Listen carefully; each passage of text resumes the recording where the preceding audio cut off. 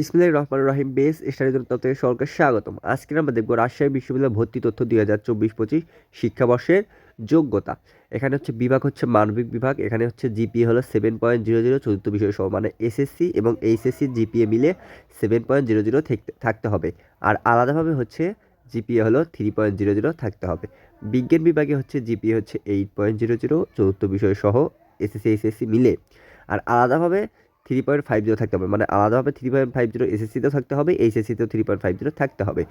ব্যবসায় শিক্ষায় হচ্ছে জিপিএ হচ্ছে 7.00 চতুর্থ বিষয় সহ, আর আলাদাভাবে হচ্ছে 3.00। এটা হচ্ছে রাজশাহী বিশ্ববিদ্যালয় ভর্তি তথ্য 2024-25 যোগ্যতা।